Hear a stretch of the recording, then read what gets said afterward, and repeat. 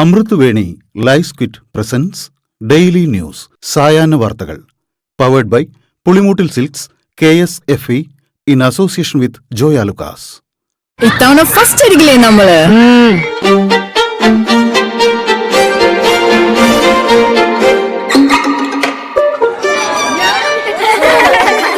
കുട്ടികൾക്കൊക്കെ പെയിൻ ശല്യം ഉണ്ടാകും. അതുകൊണ്ട് ലൈസ് കിറ്റ് ഉപയോഗിച്ച് ക്ലാസ്സിൽ വരാൻ പ്രത്യേകം ശ്രദ്ധിക്കണം. ലൈസ് കിറ്റ് ലൈസ് റിമൂവർ പെയിൻ ശല്യത്തിൽ നിന്നും ഉടനടി ആശ്വാസം. നമസ്കാരം, ഞാൻ നീതു കൃഷ്ണ. ഡെയിലി ന്യൂസിന്റെ സായാഹ്ന വാർത്തകളിലേക്ക് സ്വാഗതം. ഇന്ന് ഏപ്രിൽ 28 ചൊവ്വാഴ്ച. സംസ്ഥാനത്ത് മിൽമ പാൽ വില കൂട്ടാൻ സർക്കാർ അനുമതി നൽകി. ലിറ്ററിന് 4 മുതൽ 6 വരെ രൂപ വർദ്ധിപ്പിക്കണമെന്നാവശ്യപ്പെട്ട് മിൽമ സർക്കാരിന് കത്ത് നൽകിയിരുന്നു. നാളെ നടക്കുന്ന മിൽമ ഡയറക്ടർ ബോർഡ് യോഗത്തിൽ അന്തിമ തീരുമാനം ഉണ്ടാകും. തെരഞ്ഞെടുപ്പ് കമ്മീഷനു വേണ്ടി ജോലി ചെയ്ത 20,000 ഉദ്യോഗസ്ഥർക്ക് പോസ്റ്റൽ വോട്ട് അനുവദിക്കാത്തത് ഗുരുതര വീഴ്ചയാണെന്ന് തെരഞ്ഞെടുപ്പ് കമ്മീഷനെതിരെ ഹൈക്കോടതി. വോട്ട് ചെയ്യാൻ അവസരം നൽകില്ലെന്ന് എന്തിനാണ് പിടിവാശി? ഇന്ത്യയിലെ ഓരോ പൗരനും വോട്ട് രേഖപ്പെടുത്തുന്നുണ്ടെന്ന് ഉറപ്പാക്കേണ്ടത് തെരഞ്ഞെടുപ്പ് കമ്മീഷന്റെ കടമയാണെന്നും ഹൈക്കോടതി പറഞ്ഞു. SSLC പരീക്ഷാഫലം മെയ് 15 പ്രസിദ്ധീകരിക്കും. +2, HSS, VHSS ഫലപ്രഖ്യാപനം മെയ് 22-നും +1 പരീക്ഷയുടെ ഫലപ്രഖ്യാപനം ജൂൺ 10-നും നടക്കും. വൈദ്യുതി പ്രതിസന്ധി രൂക്ഷമാകാൻ കാരണം KSEBയുടെ വീഴ്ചയാണെന്ന് കണ്ടെത്തൽ. പുറത്തുനിന്ന് വൈദ്യുതി വാങ്ങാനുള്ള 3 കരാറുകളുടെ കാലാവധി ഈ മാസം അവസാനിച്ചു. ഇത് മുൻകൂട്ടി കണ്ട് കരാർ പുതുക്കുന്നതിൽ KSEB ഗുരുതര വീഴ്ച വരുത്തിയതാണ് വൈദ്യുതി പ്രതിസന്ധിക്ക് കാരണം.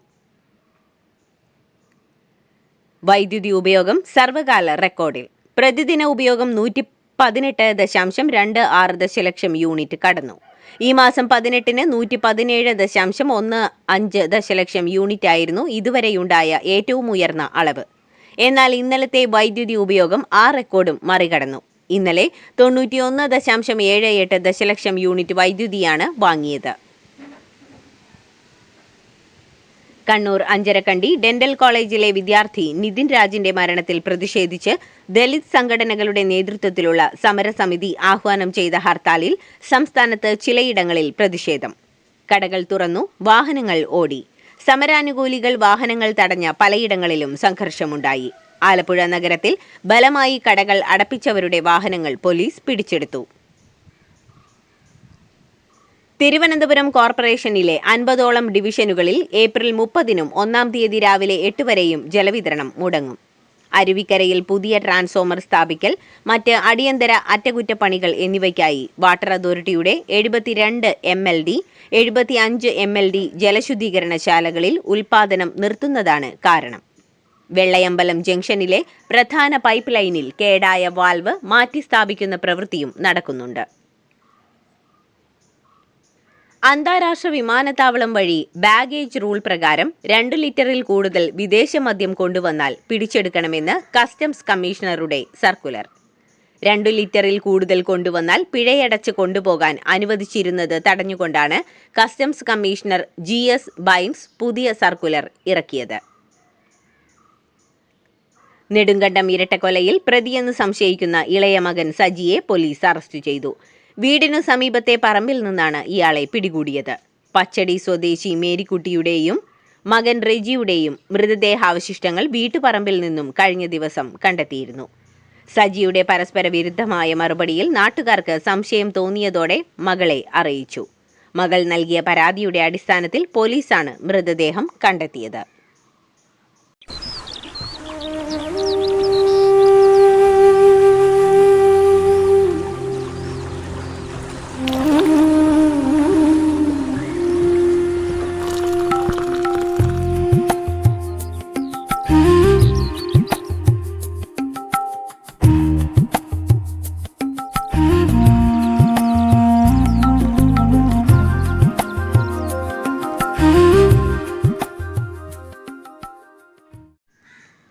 കുംഭമേള വൈറൽ താരത്തിന്റെ വിവാഹവുമായി ബന്ധപ്പെട്ട കേരള ഹൈക്കോടതിയിലെ കേസിൽ ഉടൻ മറുപടി നൽകാൻ മധ്യപ്രദേശ് പോലീസിന് ദേശീയ പട്ടികവർഗ കമ്മീഷൻ ഉത്തരവ് നൽകി.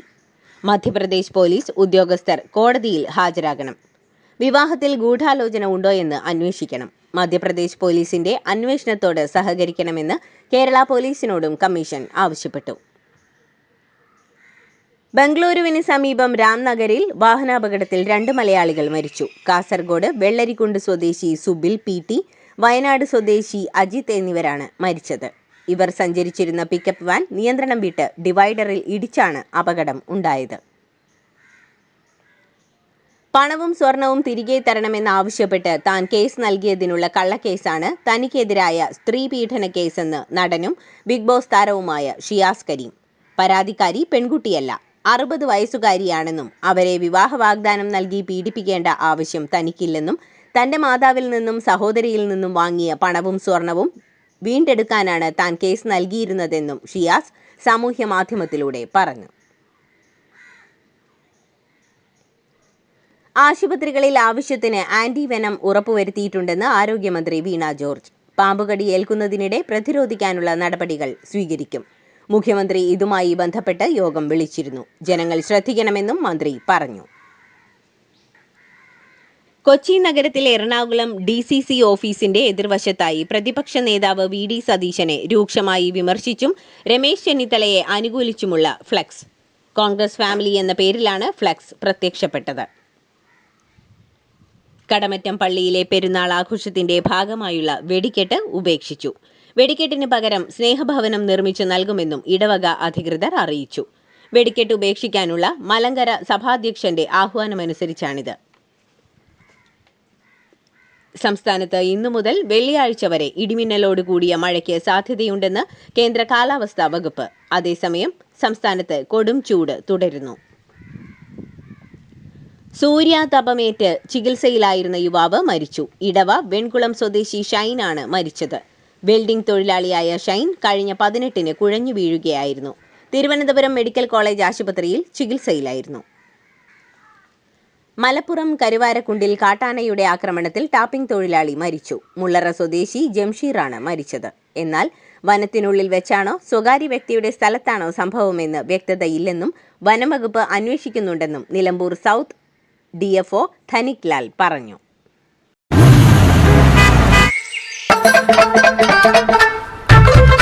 എല്ലാവർക്കും വന്നു ഡാൻഡ്രഫ്, എന്തു ചെയ്യും ചേട്ടാ? പേടിക്കണ്ട, ഇവിടുണ്ടല്ലോ ഡാൻഡ്രോക്വിറ്റിൻ ഓയിൽ.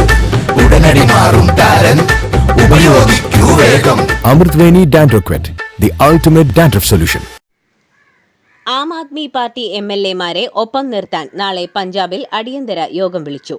രാവിലെ ജലന്ധറിലാണ് യോഗം. 92 MLA-മാരിൽ ചിലരെങ്കിലും പാർട്ടി വിട്ടവർക്കൊപ്പം ചേർന്നേക്കുമെന്ന അഭ്യൂഹങ്ങൾക്കിടെ ശക്തി തിരിച്ചറിയാൻ കൂടിയാണ് യോഗം. പഞ്ചാബ് മുഖ്യമന്ത്രി ഭഗവന്ത് മാൻ വിളിച്ച യോഗത്തിൽ ഓൺലൈനായി അരവിന്ദ് കെജ്രിവാളും പങ്കെടുക്കും. സിക്കിമിലെ ഗാംഗ്ടോക്കിൽ യുവാക്കൾക്കും വിദ്യാർത്ഥികൾക്കുമൊപ്പം ഫുട്ബോൾ കളിച്ച് പ്രധാനമന്ത്രി നരേന്ദ്രമോദി. 50ാമത് സംസ്ഥാന ദിനാഘോഷ ചടങ്ങിൽ പങ്കെടുക്കാനാണ് പ്രധാനമന്ത്രി സിക്കിമിലെത്തിയത്. ഫുട്ബോൾ കളിച്ചതിനെ ഊർജ്ജസ്വലമായ സമയം എന്നാണ് മോദി വിശേഷിപ്പിച്ചത്. രാജീവ് ഗാന്ധി വധക്കേസിൽ ജീവപര്യന്തം തടവിനു ശിക്ഷിക്കപ്പെടുകയും 4 കൊല്ലം മുൻപ് ജയിൽ മോചിതനാവുകയും ചെയ്ത AG പേരറിവാളൻ അഭിഭാഷകനായി ചെന്നൈയിൽ എൻറോൾ ചെയ്തു. 30 കൊല്ലത്തിലധികം ജയിലിൽ കഴിഞ്ഞ പേരറിവാളൻ 2022 മെയ് 18-നാണ് മോചിതനായത്. തുടർന്ന് കർണാടകയിലെ സ്വകാര്യ നിയമ കോളേജിൽ ചേർന്ന് പഠിച്ച് നിയമബിരുദം നേടുകയായിരുന്നു. ആന്ധ്രാപ്രദേശിലെ ചിറ്റൂർ ജില്ലയിൽ പ്രഭാത സവാരിക്കിറങ്ങിയ മാധ്യമപ്രവർത്തകനെ അജ്ഞാത സംഘം പിന്തുടർന്ന് കുത്തിക്കൊലപ്പെടുത്തി. ABN ആന്ധ്ര ജ്യോതി എന്ന മാധ്യമ സ്ഥാപനത്തിലെ റിപ്പോർട്ടറായ ജഗൻമോഹൻ റെഡ്ഡിയാണ് കൊല്ലപ്പെട്ടത്. അന്താരാഷ്ട്ര മയക്കുമരുന്ന് മാഫിയയിലെ പ്രമുഖനും അധോലോക നേതാവ് ദാവൂദ് ഇബ്രാഹിമിന്റെ അടുത്ത അനുയായിയുമായ സലിം ദോലയെ തുർക്കിയിൽ നിന്ന് ഇന്ത്യയിലെത്തിച്ചു. പ്രത്യേക വിമാനത്തിൽ ഡൽഹിയിൽ എത്തിയ ഇയാളെ നാർക്കോട്ടിക് കൺട്രോൾ ബ്യൂറോ കസ്റ്റഡിയിലെടുത്തു.